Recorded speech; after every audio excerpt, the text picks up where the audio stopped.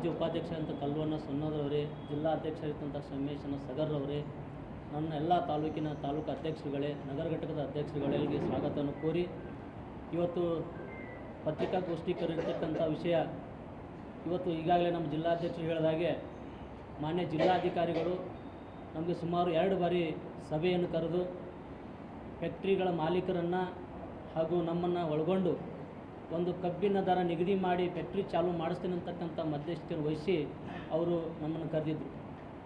ಆದರೆ ಇವತ್ತು ಏನು ಮಾಡಿದಾರಪ್ಪ ಅಂತ ಕೇಳಿದ್ರೆ, ಇವತ್ತು ಸನ್ಮಾನ್ಯ ಮುಖ್ಯಮಂತ್ರಿಗಳು ದಿಢೀರ್ನ 20ನೇ ತಾರೀಕಿಗೆ ಏನು ಫ್ಯಾಕ್ಟ್ರಿ ಚಾಲೂ ಮಾಡಬೇಕಂತಕ್ಕಂಥ ಒಂದು ಆದೇಶದ ಮೇರೆಗೆ ಮಾನ್ಯ ಜಿಲ್ಲಾಧಿಕಾರಿಗಳು ಕೂಡ ನಾವು ಅಸಹಾಯಕರಾಗಿದ್ದೀವಿ ಅಂತಕ್ಕಂಥ ಮಾತನ್ನು ಹೇಳ್ತಾರೆ. ಯಾಕಂತಂದ್ರೆ ಇವತ್ತು ಶಾಸಕಾಂಗ ಏನಾದರೂ ತಪ್ಪು ನಡೆದರೆ ಕಾರ್ಯಾಂಗ ಅದನ್ನು ತಿದ್ದುಪಡಿ ಮಾಡಿಕೊಂಡು ನಡೆಸ್ಕೊಂಡು ಹೋಗ್ತಕ್ಕಂಥ ಸಂದರ್ಭ.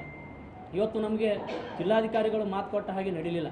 ಅದಕ್ಕಾಗಿ ನಾವು ಯಾಕಂದ್ರೆ ಇವತ್ತು ನಾವು ಏನು ಕೇಳಿದ್ದೀವಿ ರೈತರಿಗೆ ಅಂತಂದ್ರೆ, ನಾವು ಸಾಕಷ್ಟು 12 ತಿಂಗಳ ಕಬ್ಬನ್ನು ಬೆಳೆಸಿ ನಮ್ಗೆ ಯೋಗ್ಯವಾದ ಬೆಲೆ ಕೊಟ್ಟು ಪ್ರಾರಂಭ ಫ್ಯಾಕ್ಟ್ರಿನೂ ನಮ್ಮದೇ, ಆದರೆ ಮಾಲೀಕರು ನಾವೇ, ಆದರೆ ನಾವು ನಡೆಸ್ತಕ್ಕಂಥ ಕಬ್ಬಿನ ಬೆಳೆ ಯಾಕಂತ ಕೇಳಿದ್ರೆ ಈಗ ನಾವು ನೋಡ್ತೀವಿ, ಕೇವಲ ಒಂದು ಬಾಟ್ಲಿಗೆ ಎಷ್ಟು ಒಂದು ಬಾಟ್ಲಿಗೆ 20 ರೂಪಾಯಿ ಒಂದು ನಿಗದಿ ಮಾಡಿ ಒಂದು ವಾಟರ್ ಬಾಟ್ಲಿ ಕೊಡ್ತಕ್ಕಂಥ ಸಂದರ್ಭ.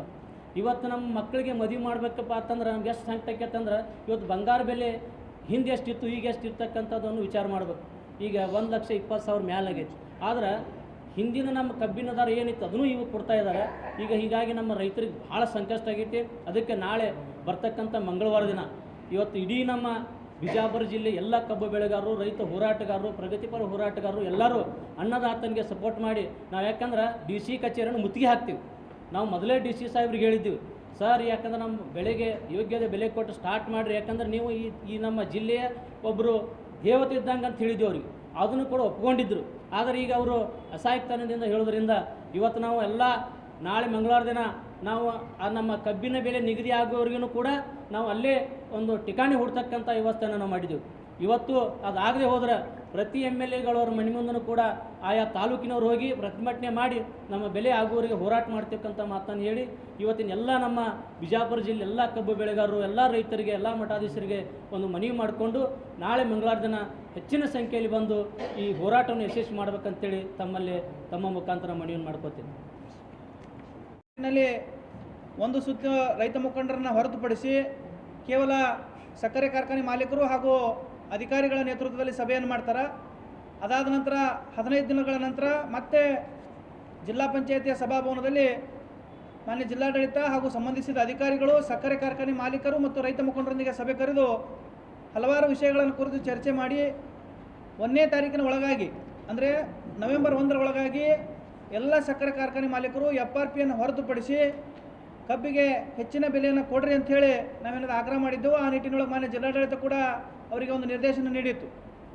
ಆದರೆ ಇಲ್ಲಿರುವಂಥ ಸುಮಾರು 10 ಸಕ್ಕರೆ ಕಾರ್ಖಾನೆ ಮಾಲೀಕರು ಸೇರಿದಂತೆ ರಾಜ್ಯದ ಸುಮಾರು 80 ಸಕ್ಕರೆ ಕಾರ್ಖಾನೆ ಮಾಲೀಕರು ಮಾನ್ಯ ಮುಖ್ಯಮಂತ್ರಿಗಳ ಹತ್ರ ಹೋಗಿ 1ನೇ ತಾರೀಕು ಪ್ರಾರಂಭ ಆಗಬೇಕಿರುವಂಥ ಕಾರ್ಖಾನೆಯನ್ನು ಏಕಾಏಕಿ 20ನೇ ತಾರೀಕಿಗೆ ಪ್ರಾರಂಭ ಆಗುವಂತೆ ಮಾಡಿ, ಆ ಒಂದು ಮುಖ್ಯಮಂತ್ರಿಯವರು ಕೂಡ ರೈತರನ್ನು, ಕಬ್ಬು ಬೆಳೆಗಾರರನ್ನ ಗಣನೆಗೆ ತೆಗೆದುಕೊಳ್ಳಾರದೆ ಮತ್ತೆ ರೈತ ವಿರೋಧಿ ಎನ್ನುವುದನ್ನು ಸಾಬೀತುಪಡಿಸುವ ನಿಟ್ಟಿನಲ್ಲಿ ಅವರು ಏಕಾಏಕಿ 10 ದಿನಗಳನ್ನು ಮುಂಚಿತವಾಗಿ ಪ್ರಾರಂಭ ಮಾಡಿರಿ ಅಂಥೇಳಿ ಕಾರ್ಖಾನೆಯ ಪರವಾಗಿ ಒಂದು ವರದಿಯನ್ನು ಕೊಡ್ತಾರೆ. ಆದರೆ ಇಲ್ಲಿ ಸಮಸ್ಯೆಗಳು ಯಾವುವು ಕೂಡ ನಮಗೆ ಬಗೆಹರಿದಿದ್ದಿಲ್ಲ. ಮಾನ್ಯ ಜಿಲ್ಲಾಡಳಿತ ಕೂಡ ವಿಶೇಷ ಗಮನ ಹರಿಸಿ, ಅಂದ್ರೆ 25ನೇ ತಾರೀಕಿನೊಳಗಾಗಿ ಅವರು ಒಂದು ಬೆಲೆಯನ್ನು ಘೋಷಣೆ ಮಾಡಬೇಕು, 1ನೇ ತಾರೀಕಿನ ನಂತರ ಕಬ್ಬನ್ನು ನುರಿಸ್ಲಾಕ ಅನುಮತಿಯನ್ನು ಕೊಟ್ಟಿದ್ದರು. ಆ ನಿಟ್ಟಿನೊಳಗೆ ನಾವು ಕೂಡ ವಿಜಯಪುರ ಜಿಲ್ಲೆಯ ಸುಮಾರು 13 ತಾಲೂಕಿನ ಎಲ್ಲ ರೈತ ಬಾಂಧವರು ಮಾನ್ಯ ಜಿಲ್ಲಾಡಳಿತದ ಮೇಲೆ ಭರವಸೆಯನ್ನು ಇಟ್ಕೊಂಡು ಆದಷ್ಟು ಬೇಗನೆ ಎಲ್ಲ ಸಕ್ಕರೆ ಕಾರ್ಖಾನೆ ಮಾಲೀಕರು ಒಂದು ಬೆಲೆಯನ್ನು ನಿರ್ಧಾರ ಮಾಡಿದ್ರಪ್ಪ ಅಂತಂದ್ರೆ ನಮ್ಮ ರೈತರಿಗೆ, ಕಬ್ಬು ಬೆಳೆಗಾರರಿಗೆ ಈಗಾಗಲೇ ಅನುಕೂಲ ಆಗ್ತದೆ ಅಂತೇಳಿ ನಾವು ಭರವಸೆಯನ್ನು ಇಟ್ಕೊಂಡಿದ್ದೆವು. ತಮಗೆಲ್ಲ ಗೊತ್ತಿರೋ ಹಾಗೆ ವಿಜಯಪುರ ಜಿಲ್ಲೆಯಲ್ಲಿ ಕಳೆದ ವರ್ಷ ಅಂದರೆ 2025ನೇ ಸಾಲಿನಲ್ಲಿ ಅತ್ಯಂತ ಹೆಚ್ಚಿನ ಪ್ರಮಾಣದ ಮಳೆಯಿಂದಾಗಿ ಭೀಮಾ ನದಿ ಇರ್ಬೋದು, ಕೃಷ್ಣಾ ನದಿ ಇರ್ಬೋದು, ಅದೇ ರೀತಿಯಾಗಿ ಡೋಣಿ ನದಿಯಿಂದಾಗಿ ಸಾಕಷ್ಟು ಪ್ರವಾಹದ ರೀತಿ ಉಂಟಾಗಿ ಇಲ್ಲಿರುವಂಥ ಬಹುತೇಕ ಎಲ್ಲ ಬೆಳೆಗಳು ನಷ್ಟಗೊಂಡು ರೈತರು ಸಾಲದ ಸುಳಿಯಲ್ಲಿ ಸಿಲುಕುವಂತಾಗಿತ್ತು.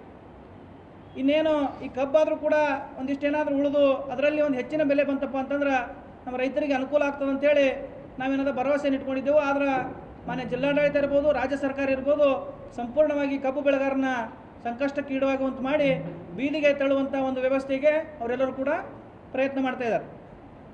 ಆ ನಿಟ್ಟಿನೊಳಗೆ ಈ ಒಂದು ಪತ್ರಿಕಾಗೋಷ್ಠಿ ಕರೆಸಿರೋ ಉದ್ದೇಶ ಏನಪ್ಪ ಅಂತಂದ್ರೆ ಬರ್ತಕ್ಕಂಥ 2 ದಿವಸದಲ್ಲಿ ಅಂದರೆ ಮಂಗಳವಾರ ದಿನ ವಿಜಯಪುರ ಜಿಲ್ಲೆಯ 13 ತಾಲೂಕಿನ ಎಲ್ಲ ಸಮಸ್ತ ರೈತ ಬಾಂಧವರು ಇರ್ಬೋದು, ಕಬ್ಬು ಬೆಳೆಗಾರರು ಇರ್ಬೋದು, ಅದೇ ರೀತಿಯಾಗಿ ಕರ್ನಾಟಕ ರಾಜ್ಯ ರೈತ ಸಂಘ ಹಾಗೂ ಹಸಿರು ಸೇನೆಯ ಸಮಸ್ತ ಪದಾಧಿಕಾರಿಗಳೊಂದಿಗೆ ಈ ನಾಡಿನ ಎಲ್ಲ ಮಠಾಧೀಶರು, ಅದೇ ರೀತಿಯಾಗಿ ವಿವಿಧ ಪ್ರಗತಿಪರ ಸಂಘಟನೆಯವರು, ರೈತ ಮುಖಂಡರುಗಳು, ರೈತ ಸಂಘಟನೆಗಳು, ಮಹಿಳಾ, ವಿದ್ಯಾರ್ಥಿ ಪರ, ದಲಿತ ಪರ ಎಲ್ಲ ಸಂಘಟನೆಗಳಿಗೆ ಒಂದು ಮುಕ್ತವಾಗಿ ಕರೆಯನ್ನು ಕೊಡೋದ್ರ ಮುಖಾಂತರ ನಾಳೆ ಮಂಗಳವಾರ ದಿವಸ ನಾವೇನದ ಒಂದು ಹೋರಾಟಕ್ಕೆ